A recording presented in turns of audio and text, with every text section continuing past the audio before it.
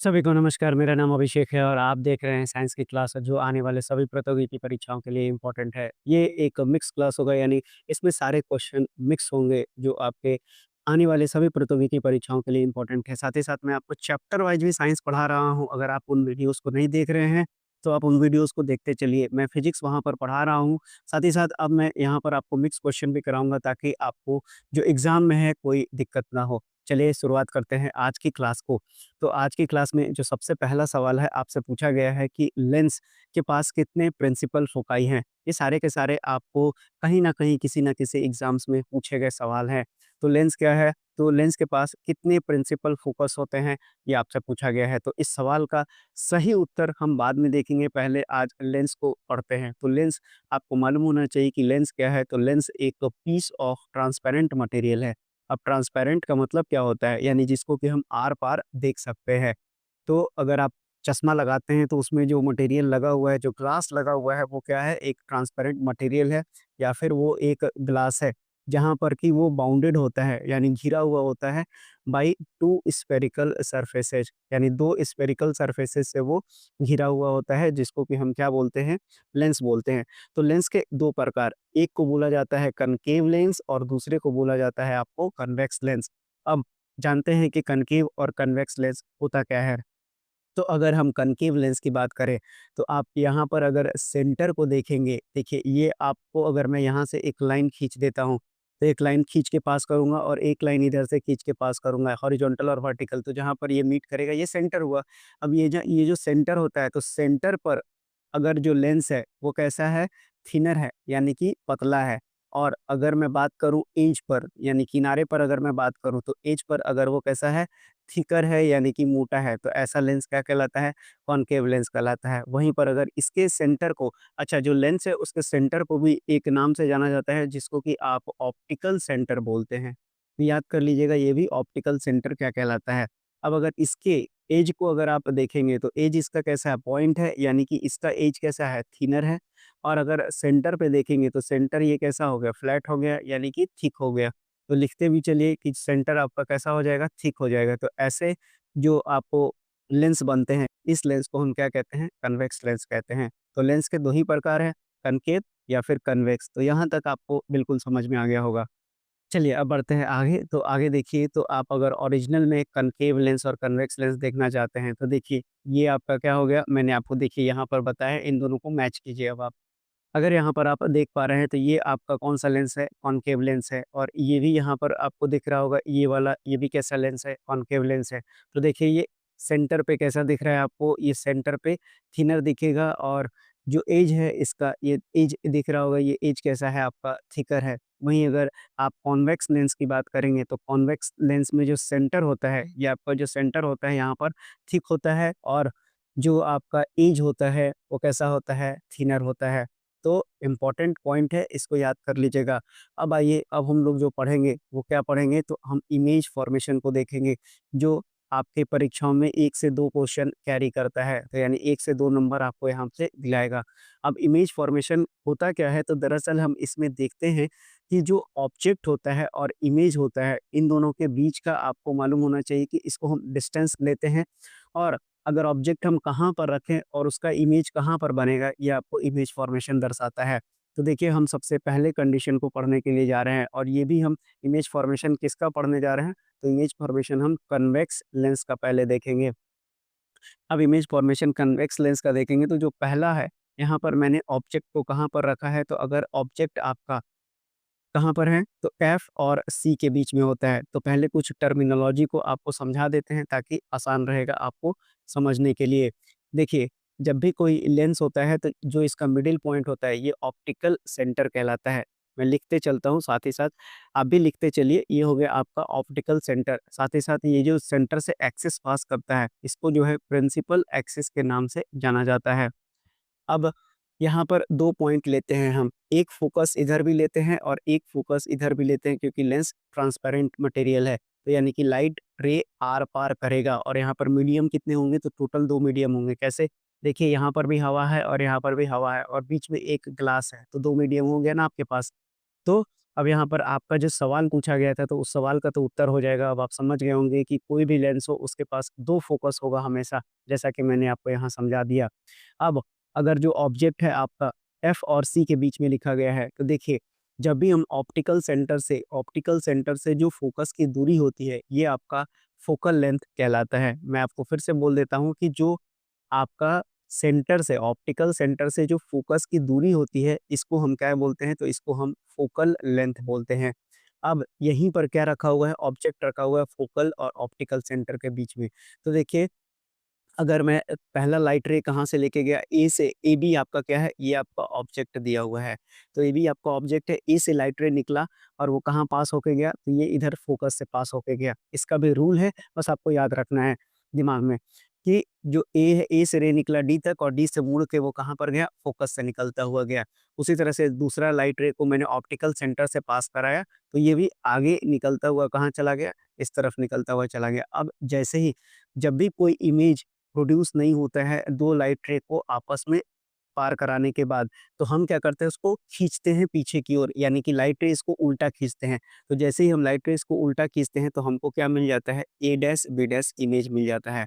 और जब ये इमेज खींचकर बनाया जाता है, यानी कि जो लाइट रेज़ है उसको हम उसके उल्टा दिशा में खींचते हैं, तो यहाँ पर जो इमेज बनता है, ऐसे इमेज को हम वर्चुअल इमेज कहते हैं। और साथ ही साथ यहाँ पर जो इमेज होता है, जैसे ऑब्जेक्ट रखा होता है उसी तरह से इमेज भी ऊपर की ओर ही बनता है, तो ऐसे इमेज को हम इरेक्ट इमेज बोलते हैं। और देखिए, अगर आप ऑब्जेक्ट और इमेज के हाइट को देख रहे होंगे, तो इ ऑब्जेक्ट से काफ़ी बड़ा है कौन? इमेज, तो इसको क्या बोला जाता है? मैग्नीफाइड बोला जाता है। तो अब आपके पास 3 चीज़ें होती हैं, एक होता है आपके पास ऑब्जेक्ट डिस्टेंस, ये भी बताते चलूँ आपको, आपके पास क्या होता है? एक होता है ऑब्जेक्ट डिस्टेंस, दूसरा आपके पास होता है इमेज डिस्टेंस। अब किसको किससे डिनोट करते हैं, ये भी बात याद कर लीजिएगा। उसी तरह से लेंस का फ़ॉर्मूला भी याद कर लीजिए कितना होता है, क्वेश्चन भी आज लगा हुआ है तो उसको भी बताएँगे, लेकिन लेंस फ़ॉर्मूला 1/f बराबर होता है 1/v और माइनस 1/u। अब देखिए, ये भी समझ लीजिए क्या-क्या होता है। तो यहाँ पर आप देख रहे होंगे कि जो यहाँ पर ऑब्जेक्ट है, यानी कि ऑप्टिकल सेंटर से अगर मैं ऑब्जेक्ट की दूरी को लूँ, तो यही आपका क्या कहलाता है? यू कहलाता है। वही अगर मैं यहाँ पर ऑप्टिकल सेंटर से जो इमेज का डिस्टेंस है उसको लिखूँ, तो ये क्या कहलाता है? आपका भी कहलाता है, इमेज डिस्टेंस कहलाता है। तो आपको समझ में आ गया होगा, तो जो पहला इमेज का फॉर्मेशन है, तो मैंने क्या रखा? तो अगर हमारा जो ऑब्जेक्ट था वो किसके बीच में रखा गया था? तो एफ और सी के बीच में रखा गया था, यानी फोकस और सेंटर ऑफ कर्वेचर या फिर 2f जिसको कि आप बोलते हैं। अगर इन दोनों के बीच में रखा गया है इमेज, तो क्या आपने क्या निकाला यहाँ से, कंक्लूज़न क्या निकाला? तो सबसे पहला कंक्लूज़न ये निकाला कि जो इमेज का फ़ॉर्मेशन होता है, वो कैसा होता है? तो ये होता है आपका वर्चुअल एंड इरेक्ट होता है। उसी तरह से दूसरा आपने क्या देखा कि ये मैग्नीफाइड होता है, यानी कि ऑब्जेक्ट के रिस्पेक्ट में जो इमेज का हाइट है, वो ज़्यादा होता है। तो याद कर लीजिएगा, इस कंडीशन में क्या बना आपका? तो बना वर्चुअल इरेक्ट और मैग्नीफाइड। अब आइए इन 2 तस्वीरों को देखिए और जो मैंने आपको पढ़ाया उसको समझने की कोशिश कीजिए। तो आपने क्या देखा कि आपके पास जो ऑब्जेक्ट था यहाँ वो छोटा था और जो इमेज बना उसका बड़ा बन गया। तो सबसे पहले कि आँख में अगर एक डिफेक्ट होता है, जिसे कि हम क्या बोलते हैं? हाइपरमेट्रोपिया बोलते हैं। याद रखिएगा, क्या बोलते हैं? हाइपरमेट्रोपिया बोलते हैं। अभी इसमें होता क्या है कि मेरे पास 2 तरह से चीज़ें हैं। अगर मेरे पास एक जो है, जो डिस्टेंस है, डिस्टेंस आपको 2 ही तरह से हो सकता है। एक तो आपका नज़दीकी दूरी हो सकता है, यानी दूरी कम हो, और एक जो है दूरी लार्ज हो। तो जब आपको लार्ज वाला यानी दूर वाला जो है दिखाई दे रहा है, लेकिन जो नज़दीक वाला है वो आपको विज़िबल नहीं है, तब आप जो लेंस का यूज़ करते हैं, आप वहाँ पर कन्वेक्स लेंस का यूज़ करने के लिए डॉक्टर सलाह देते हैं, एक सूटेबल फोकल लेंथ का। तो देखिए, तो अब मैंने आपको क्या बताया कि आप दूर का देख सकते हैं, स्मॉल का नहीं देख सकते हैं। ऐसा डिफेक्ट हाइपरमेट्रोपिया कहलाता है और जो लेंस करेक्शन के लिए यूज़ किया जाएगा वो कन्वेक्स लेंस किया जाएगा। अब देखिए, तो ये फिट हो रहा है कि नहीं हो रहा है आपको? आप देखिए यहाँ पर जो इमेज दिखाई दे रहा है, अब ये कन्वेक्स लेंस है, तो यहाँ पर इमेज कैसा बना? बड़ा बना, यानी कि ये कैसा दिख रहा है आपको? छोटा दिख रहा है। जैसे ही लेंस लगा, ये कैसा दिखने लगा? बड़ा दिखने लगा। उसी तरह से ये किताब है, किताब में यहाँ पर अक्षर आपको नहीं दिख रहा है, लेकिन जैसे ही मैंने सामने लेंस रख दिया, आपको क्या दिखने लगा? जो वो छोटे-छोटे अक्षर हैं, वो बड़े दिखाई देने लगे। तो अब आपको इसका एप्लीकेशन भी समझ में आ गया होगा। चलिए अब आगे बढ़ते हैं। अब जो है हम दूसरे केस को पढ़ेंगे कन्वेक्स लेंस के दृष्टिकोण से। तो देखिए अभी आप जो ऑब्जेक्ट को देख रहे होंगे वो कहाँ पर रखा हुआ है? तो देखिए ऑब्जेक्ट रखा हुआ है आपको फ़ोकस के ऊपर। आप देख रहे हैं ये जो AB है वो ऑब्जेक्ट फ़ोकस के ऊपर रखा हुआ है। तो अब मैं पेन का कलर बदल देता हूँ तो इससे परेशानी नहीं होगा। अब देखिए A से लाइट रे चला कहाँ तक? D तक गया। अब ये स्ट्राइक करेगा और कहाँ से निकल के जाएगा? फिर से फ़ोकस पे और पास कर जाएगा। वहीं अगर एक सेंटर से लाइन होता हुआ जाएगा, तो अब जो फ़ोकस पर रखा हुआ ऑब्जेक्ट है, उसका जो इमेज है, वो कहाँ पर बन रहा है आपको? इन्फिनिटी पे बन रहा है। तो सबसे पहला पॉइंट हो गया कि अब आप देख लीजिए कि यहाँ से यहाँ तक का दूरी क्या हो जाएगा आपको मैं दोबारा से समझा देता हूँ, ये भी दूरी क्या कहलाती है? यही है आपका U और जहाँ पर इमेज बनेगा, वो आपका क्या हो जाएगा? ये आपका हो जाएगा V यानी कि इमेज डिस्टेंस हो गया। तो इमेज कहाँ पे बन रहा है? ये तो आपका इन्फिनिटी पे बन रहा है। तो ये कंडीशन क्या बताता है? ये बताता है कि जब भी आपका जैसे यहाँ पर कंडीशन क्या था कि जो ऑब्जेक्ट है वो कहाँ रखा हुआ है? तो ये रखा हुआ है एट F पर। तो अब यहाँ पर हम देखेंगे कि इमेज कैसा फ़ॉर्मेशन होता है। तो इमेज फ़ॉर्मेशन में मैंने देखा कि जो हमारा इमेज है वो सबसे पहले तो मैंने बताया अब ये देखिए ये लाइट रे जिधर गया था वो अपने सामने वाली दिशा में ही इमेज का फॉर्मेशन किया है, तो ऐसा इमेज क्या बनाता है रियल और जब भी रियल इमेज बनता है, वहाँ पर इन्वर्टेड इमेज भी साथ-साथ आ जाता है। वहीं अगर बात करें, तो जब फ़ोकस पर ऑब्जेक्ट होता है, तो जो इमेज होता है, वो बहुत ही ज़्यादा बड़ा होता है क्योंकि ज़ाहिर-सी बात है, ये वाला जो लाइन का गैप है, वो आगे जाते-जाते क्या हो जाएगा, एक पॉइंट ऐसा आएगा जो बहुत बड़ा हो जाएगा, जहाँ पर आपको दिखाई पड़ेगा इमेज। यहाँ पर हाईली मैग्नीफाइड हो जाएगा यानी कि जो इमेज फॉर्मेशन होता है फोकस पर रखा हुआ जो ऑब्जेक्ट होता है उसका जब इमेज बनता है तो वो कैसा होता है हाईली इनलार्ज्ड होता है यानी कि बहुत बड़ा होता है मैग्नीफाइड होता है या फिर हाईली इनलार्ज्ड होता है। ये भी बात याद कर लीजिएगा। तो ये पॉइंट भी आपको समझ में आ गया होगा कि आपका जब केस कब कौन-सा बनेगा फ़ोकस पर, तो फ़ोकस से इन्फिनिटी याद रखना है। अभी मैं आगे जब केस बताऊँगा इन्फिनिटी का, तो उससे आपको कहाँ याद रखना होगा, फ़ोकस याद रखना होगा। तो ये था दूसरा इमेज फ़ॉर्मेशन। अब आइए बढ़ते हैं अपने अगले केस पर। तो अगला केस जो है जब ऑब्जेक्ट आपका मैं लिख देता हूँ यहाँ पर जब ऑब्जेक्ट आपका एफ और 2F के बीच में रखा हुआ है यानी फ़ोकस और सॉरी जो सेंटर ऑफ कर्वेचर है उसके बीच में रखा हुआ है। तो ये आपका क्या है? तो ये आपका ऑब्जेक्ट है। फिर से एक लाइट रे निकलेगा और फ़ोकस से होता हुआ गुज़रेगा। वहीं एक ऑप्टिकल सेंटर से लाइन जाएगा जो कि पहले लाइट रे के साथ स्ट्राइक करेगा तो यहाँ पर क्या फ़ॉर्मेशन हो जाएगा? आपका इमेज का फ़ॉर्मेशन हो जाएगा। तो जब भी ऑब्जेक्ट एफ और 2F के बीच में रखा हुआ होता है, तो जो आपका इमेज बनता है, अब देखिए ये 2F से आगे निकल गया है। तो जो सबसे पहला पॉइंट आपको यहाँ निकल कर आएगा कि ये कहाँ बन रहा है, तो 2F के आगे बन रहा है। तो यानी हम यहाँ पर क्या लिखेंगे? ये हो गया आपका बियॉन्ड 2F, 2F के आगे निकल गया। दूसरा देखिए, अगर आप इसकी हाइट को देखेंगे, अगर इसका हाइट h1 है और इसका हाइट h2 है, तो h2 क्या हो गया आपको बड़ा है किससे? h1 से और मैंने कई बार बताया कि जिधर लाइट रे जा रहा है अगर उसी दिशा में आपका इमेज फॉर्मेशन होता है, तो सबसे पहला पॉइंट आप क्या लिखते हैं वहाँ पर? तो रियल एंड इन्वर्टेड लिखते हैं। तो क्योंकि आपको याद करते हुए चलना है, तो याद मैं आपको क्लास में ही करा दे रहा हूँ। रियल और इन्वर्टेड के साथ-साथ ये कैसा दिख रहा है ऑब्जेक्ट? तो इमेज कैसा दिख रहा है? तो मैग्नीफाइड दिख रहा है, यानी कि लार्जर दैन द ऑब्जेक्ट दिख रहा है। तो ये भी बात याद कर लीजिएगा। तो ये आपका हो गया तीसरा केस किसके लिए? कन्वेक्स लेंस के लिए। वहीं अगर सबसे इम्पोर्टेंट केस की बात करें जो आपके परीक्षा में हमेशा पूछा जाता है तो वो यही केस है। यानी कि जब भी आपका जो ऑब्जेक्ट होगा वो कहाँ रखा हुआ होगा? तो 2F के ऊपर रखा हुआ होगा। तो जब 2F के ऊपर आपका ऑब्जेक्ट रखा हुआ होता है तो फिर से एक लाइट रे जाएगा। तो देखिए जिधर लाइट रे जा रहा है उधर ही आपका इमेज का फॉर्मेशन हो रहा है। तो सबसे पहले ये इमेज कैसा बनेगा? रियल और इन्वर्टेड बन जाएगा। और जब भी ऑब्जेक्ट 2F पर होता है तो इमेज भी उसका 2F पे ही बनता है। तो जो तो इ आपको मैं लिख देता हूँ कि जो आपका इमेज भी बनेगा वो कहाँ पर बनेगा? तो 2F पर ही बनेगा। अब कैसा बना? सेम तरफ गया तो रियल और इन्वर्टेड बना और यहाँ पर अगर आप साइज़ देखेंगे दोनों का, तो साइज़ दोनों का क्या होता है? सेम है। यानी कि ऑब्जेक्ट और जो इमेज है, उसका साइज़ क्या होता है? सेम होता है। यानी हाइट में कोई फ़र्क नहीं पड़ता। अगर ये h है इसका हाइट, तो इसका भी हाइट कितना बनेगा? h ही बनेगा। इसीलिए ये सवाल आपसे हमेशा एग्ज़ाम में पूछा जाता है। अब आइए हम देखते हैं अपने 5वें नंबर के केस को। जब 5वें नंबर का केस को देखेंगे तो मेरा जो ऑब्जेक्ट है वो कहाँ लिखा हुआ है? तो ऑब्जेक्ट बियॉन्ड 2F रखा हुआ है, यानी कि आप देख सकते हैं कि 2F के भी ये आगे रखा हुआ है। तो जब भी ऑब्जेक्ट 2F के आगे रखा हुआ होगा, तो जो इमेज का फॉर्मेशन होगा वो किसके-किसके बीच में होगा? तो F और 2F के बीच में होगा। लाइट रे में कोई बदलाव नहीं है, जिधर जा रहा था उधर ही इमेज फॉर्मेशन हो गया, तो कैसा हो जाएगा? रियल और इन्वर्टेड हो गया। अब 2F से जब ऑब्जेक्ट जितना दूर होता चला जाएगा, इमेज भी इधर खसकता हुआ चला जाएगा।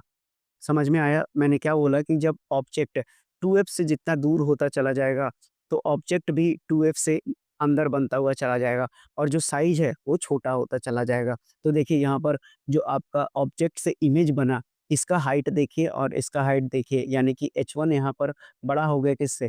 H2 से बड़ा हो गया, तो यानी कि रियल, इन्वर्टेड और डिमिनिश्ड इमेज यहाँ पर बनता हुआ आपको दिखाई पड़ेगा।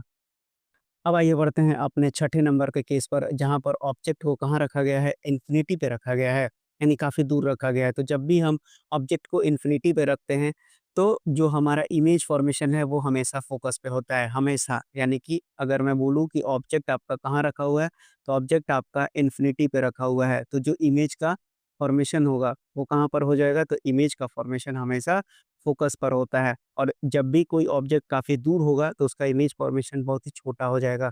इसीलिए रियल, इन्वर्टेड और हाइली डिमिनिश्ड बनता है। अब जिधर रेज़ जा रहा है उधर ही आपका इमेज फॉर्मेशन हुआ है, तो रियल एंड इन्वर्टेड हो जाएगा। तो देखिए, आपने अभी तक जो भी पढ़ा, अगर उसको समराइज़ करने की कोशिश करेंगे तो आपके पास position of object, position of image, और ये किसके लिए है? तो ये आपका कन्वेक्स लेंस के लिए है। तो इसको याद कर लीजिएगा डायरेक्टली कि position of image, size of image और नेचर ऑफ इमेज कैसा बनता है। तो अगर फ़ोकल फ़ोकल लेंथ और लेंस के बीच में अगर कहीं पर भी ऑब्जेक्ट है, तो किधर बनता है? जिधर same size at the object, यानी कि इनलार्ज बनेगा और वर्चुअल और इरेक्ट बनेगा। यानी ये पहले केस की बात की जा रही है। ये जो सामने आपको दिखाई पड़ रहा है।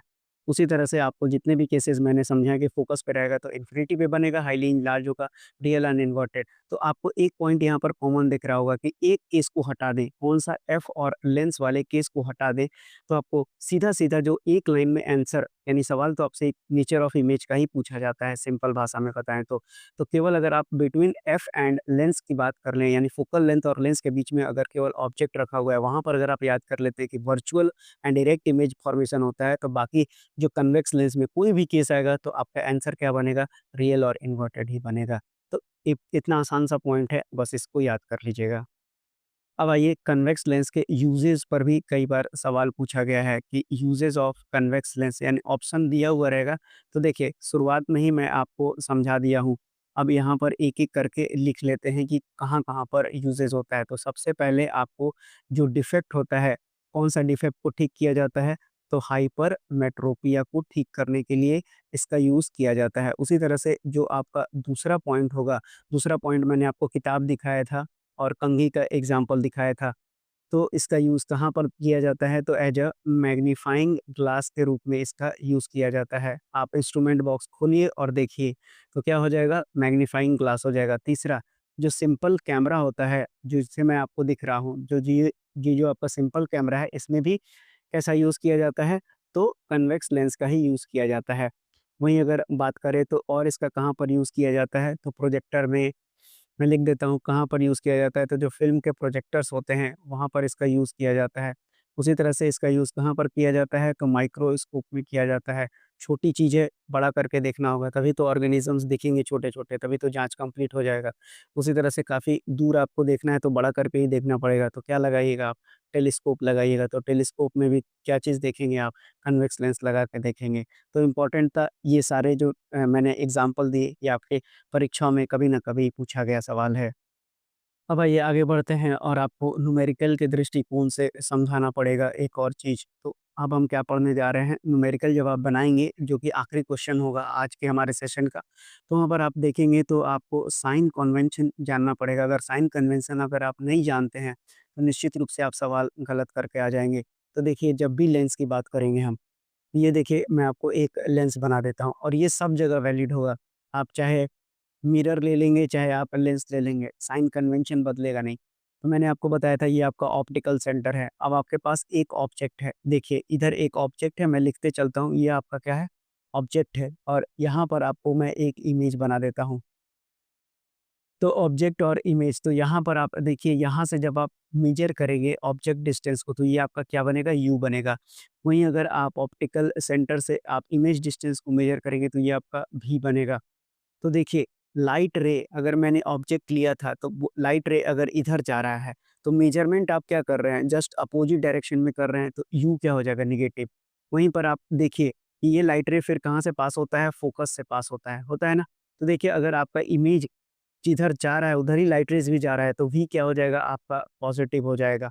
याद कर लेंगे, इम्पोर्टेंट पॉइंट है। मैंने यू और वी आपको कैसे समझाया कि यू आपका क्या होता है, तो यू आपका पॉज़िटिव कब होगा, जब लाइट रे के डायरेक्शन में जाएगा। तो यू तो आपका कैसा हो गया यहाँ पर, नेगेटिव हो गया। उसी तरह से आपको लाइट रेज़ जो वी दिखाई पड़ रहा है, वो लाइट की दिशा में ही मेज़रमेंट हो रहा है, इसीलिए वो कैसा हो जाएगा, आपका पॉज़िटिव हो जाएगा। तो इमेज डिस्टेंस क्या हो गया, आपका पॉज़िटिव हो गया। अब इसको समझ लेते हैं कुछ एग्ज़ाम्पल के ज़रिए और। देखिए, अगर आप पहले केस को देखेंगे, पहला केस आपको दिखाते हैं।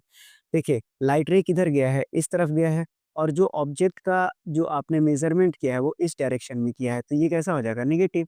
उसी तरह से भी देखिए, लाइट रे इधर गया है, लेकिन भी आपने किधर मेज़र किया, इधर, तो भी इस केस में क्या हो जाएगा, नेगेटिव हो जाएगा।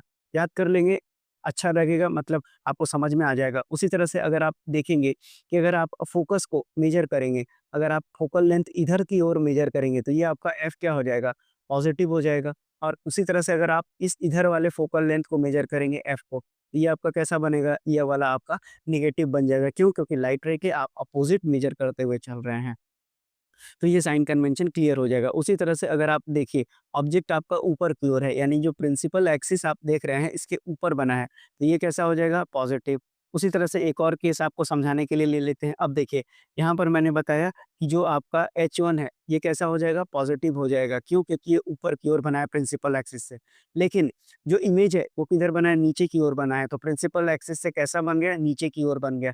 तो इसीलिए जो हाइट होगा यहाँ पर इमेज का, वो कैसा हो जाएगा, नेगेटिव हो जाएगा। तो अब आपको ऑब्जेक्ट डिस्टेंस, इमेज डिस्टेंस, अब देखिए यहाँ पर, अब आप यहाँ पर जो आप मेज़रमेंट करेंगे यू का, यानी ऑब्जेक्ट डिस्टेंस का, ये नेगेटिव हो जाएगा। लेकिन जैसे ही आप भी को मेज़र करेंगे, तो भी आपका क्या हो जाएगा, भी आपका पॉज़िटिव नज़र आने लगेगा। क्यों? क्योंकि लाइट रे के डायरेक्शन में आप मेज़र कर रहे हैं।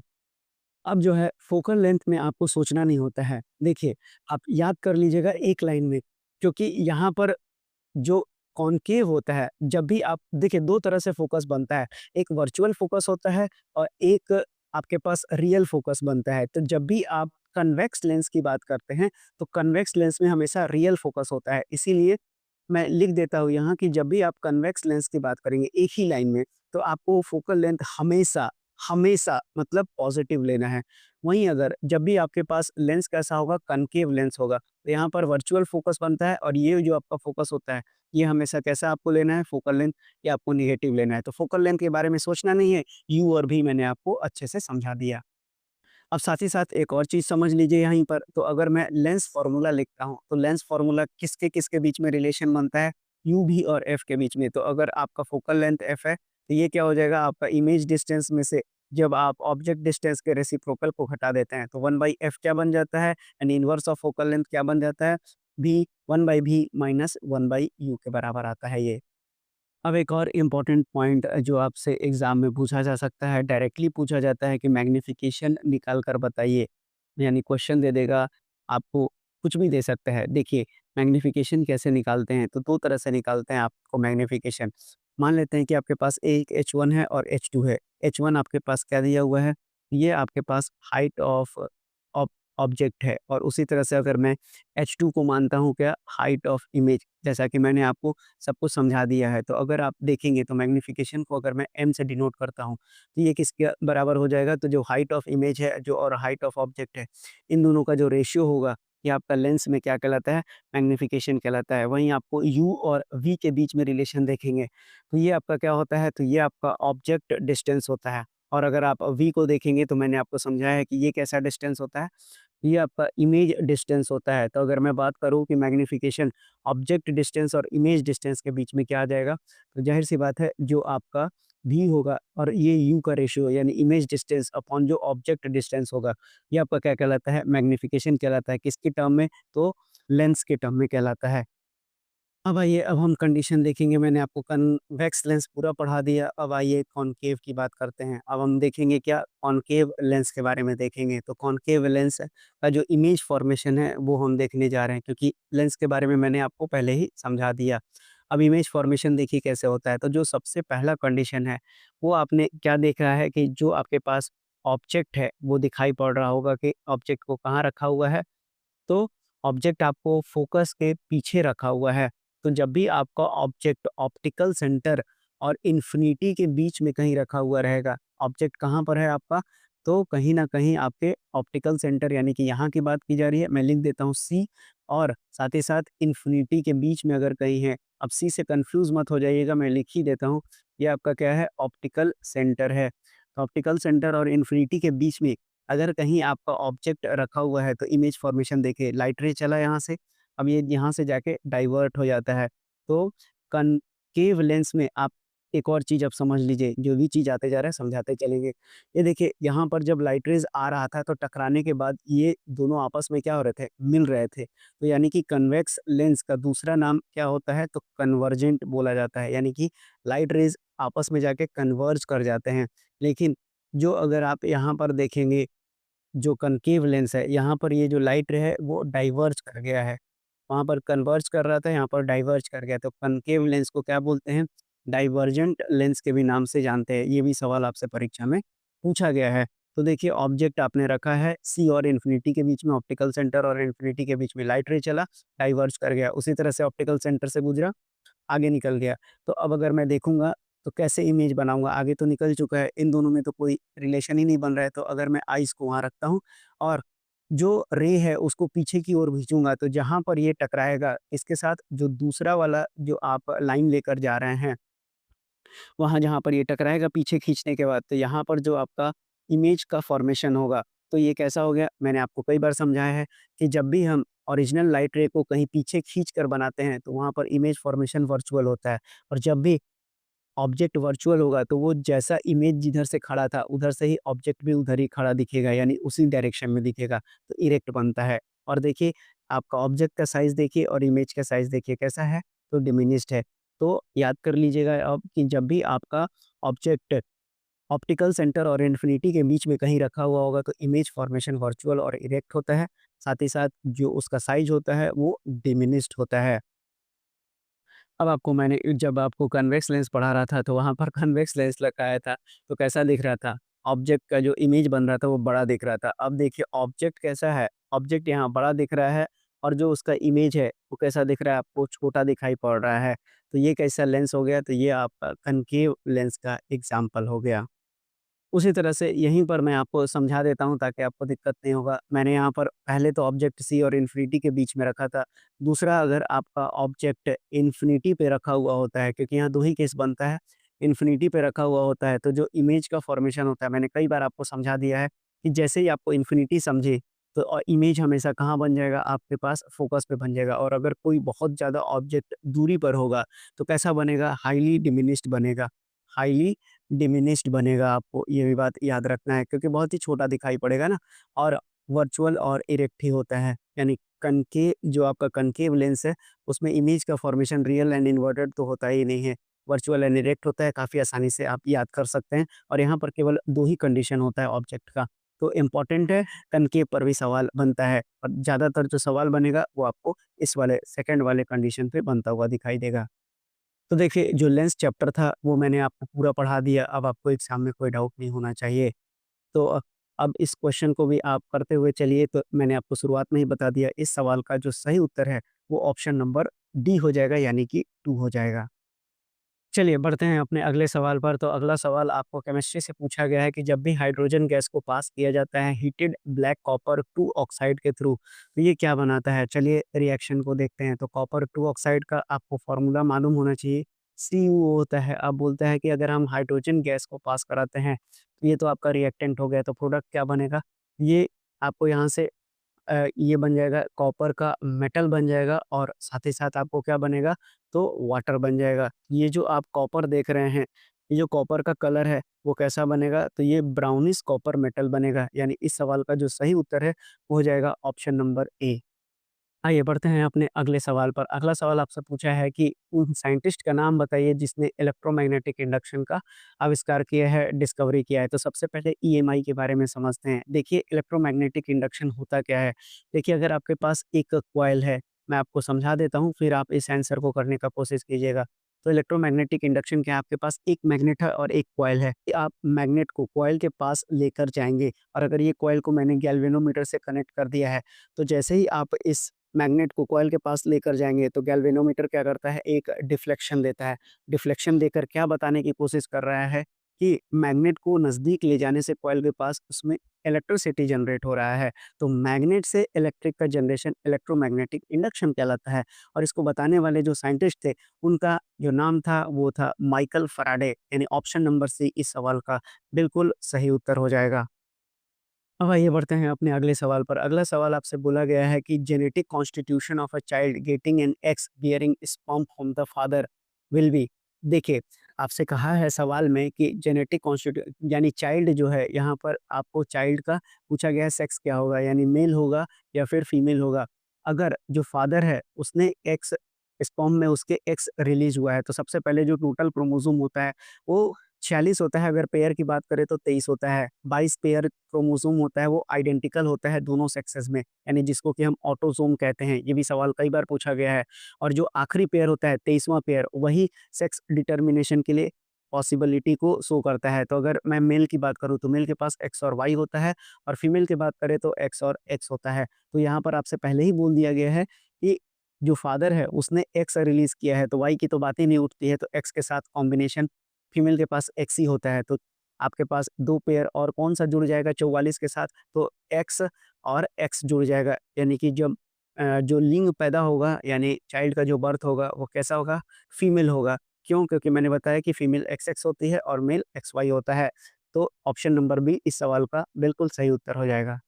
आइए बढ़ते हैं अपने अगले क्वेश्चन पे जहाँ पर आपसे पूछा गया है कि प्लास्टर ऑफ पेरिस का केमिकल नाम क्या होता है? तो देखिए, जब भी आप जिप्सम तो जिप्सम को आप याद कर लीजिएगा, जिप्सम यानी कि कैल्शियम सल्फेट डाइहाइड्रेट होता है। मैं इन सब का नाम भी लिख देता हूँ। ये आपके पास 2 मॉलिक्यूल ऑफ वाटर है, तो कैल्शियम सल्फेट हो गया यहाँ पर और उसी के साथ 2 मॉलिक्यूल ऑफ वाटर है। सॉरी मैं ये क्या लिख रहा हूँ, कैल्शियम सल्फेट, ये इसका पूरा नाम क्या हो जाएगा? कैल्शियम सल्फेट डाइहाइड्रेट हो जाएगा।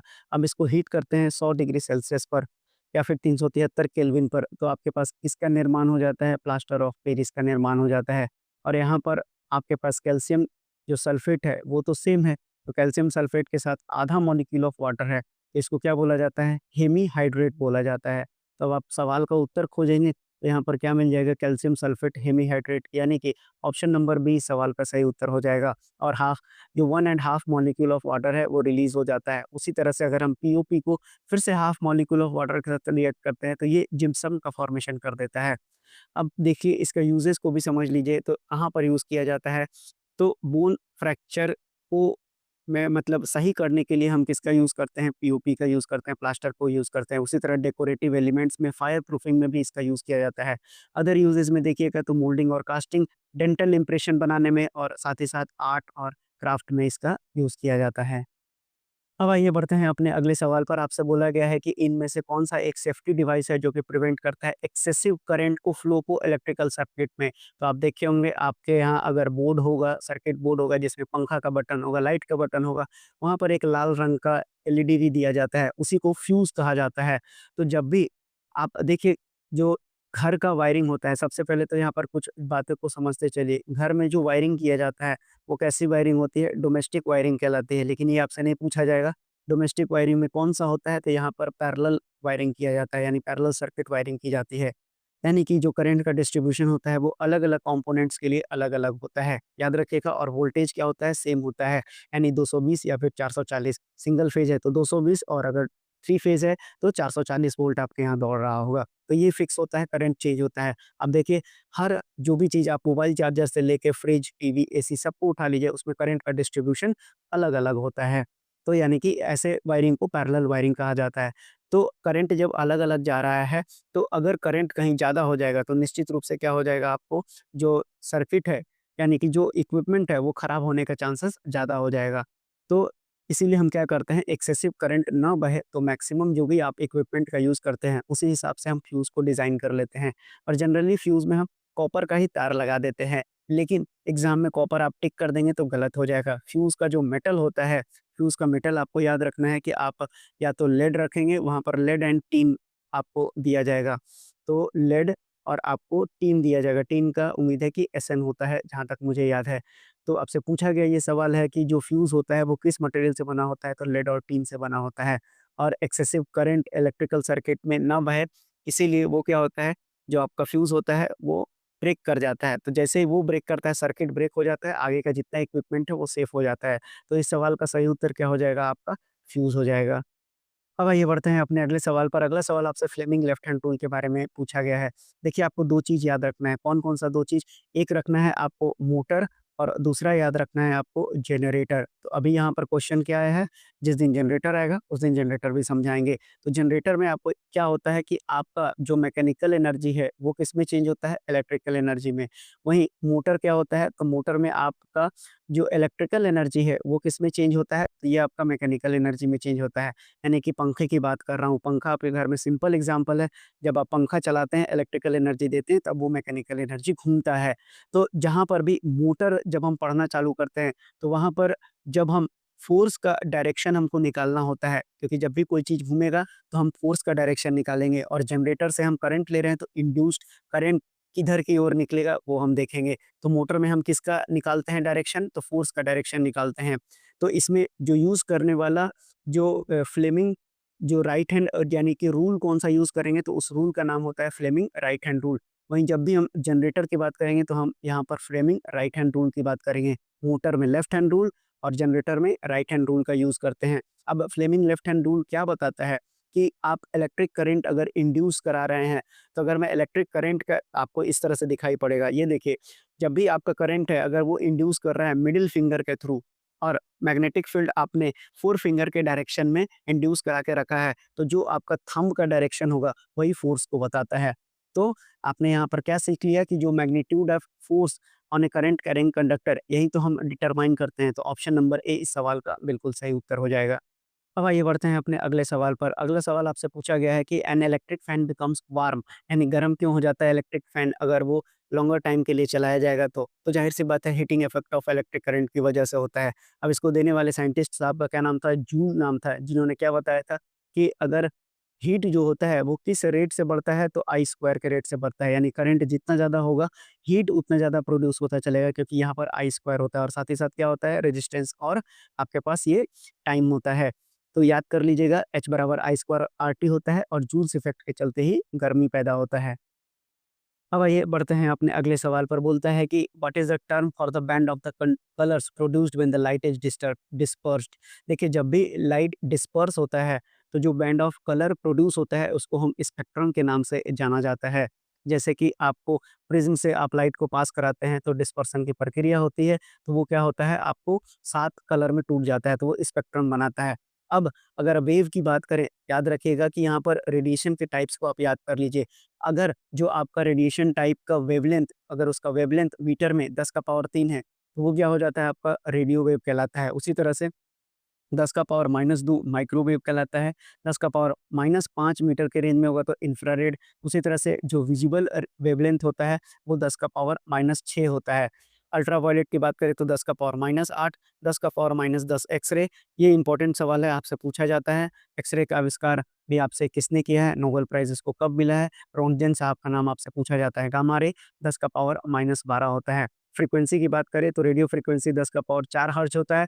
10 का पावर 8 हर्ट्ज़ माइक्रोवेव में होता है। इंफ्रारेड में 10 का पावर 12, विजिबल में 10 का पावर 15, 10 का पावर 16 अल्ट्रावायलेट में, एटम्स में 10 का पावर 18 और एटॉमिक न्यूक्लियाई में 10 का पावर 20 होता है।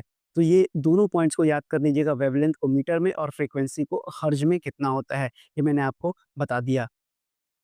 तो ये थे आपके साइंस के सेशन से पूछे जाने वाले कुछ इंपॉर्टेंट सवाल, जो आने वाले आपके प्रतियोगी की परीक्षाओं में पूछा जा सकता है।